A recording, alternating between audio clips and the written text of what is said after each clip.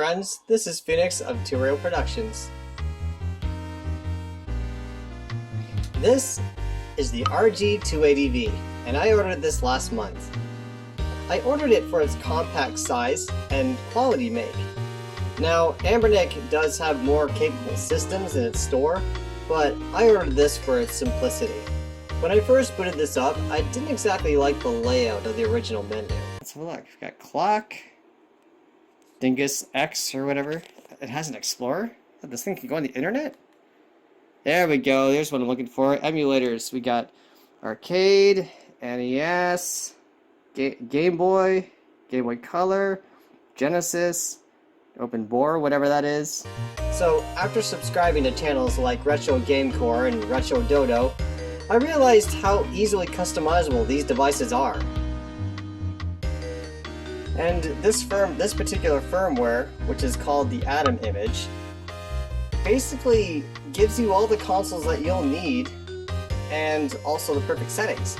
So the problems that I was having was certain consoles weren't running as good as others. So right now, and look, with a single push of a button, you can just get to all your systems. Like right now, in this little subsection here, you got consoles. So these are all the games that are either impossible to get nowadays, or games that I already own. So, of course, Super Nintendo I was having a little bit of a hard time with. So I'm just going to boot up A Link to the Past. Yeah, this is like basically a Master Edition or a Redux. So this particular firmware or operating system actually has a RetroArch backend. So basically, if you figured out how to get RetroArch in this thing, then basically you should know how to set up all your stuff. But it's already set up for you.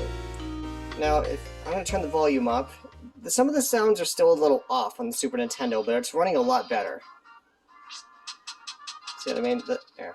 Turn that up a little louder. It's supposed to go clink, clink, clink. And it doesn't really sound like that. But aside from that, everything seems to run fine. Now, I'm still having a hard time getting Super Mario RPG to run perfectly, but at the very least, with this setup, it's at least playable, which is basically what I'm looking for anyway.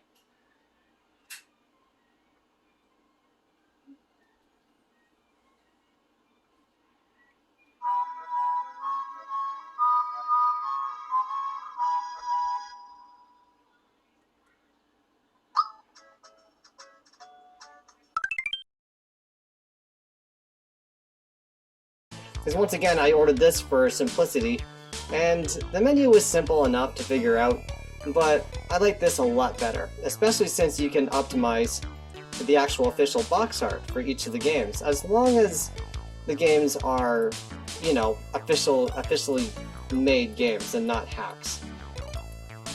Well, I did realize one thing though, is that Legend of Zelda Parallel Worlds has its own box art. Like, how impressive is that? That's awesome. That looks so official. Now, to note, the official box art does not come with the system, so this isn't an automatic thing. You have to load them separately. But I will leave a link below to Retro Gamecore's tutorial on how to set this up. This firmware is only capable with the RG280v and the 350 series. But if you're interested in the Atari 2600 to PlayStation 1 games, I recommend this. And actually, I just want to show you one really cool thing, is there even exists a native port of Mario 64, and it runs perfectly. It's me, Mario. This is not an emulator. I'll turn this down. This is not an emulator, this is an actual port made for the series. Sorry, for this series.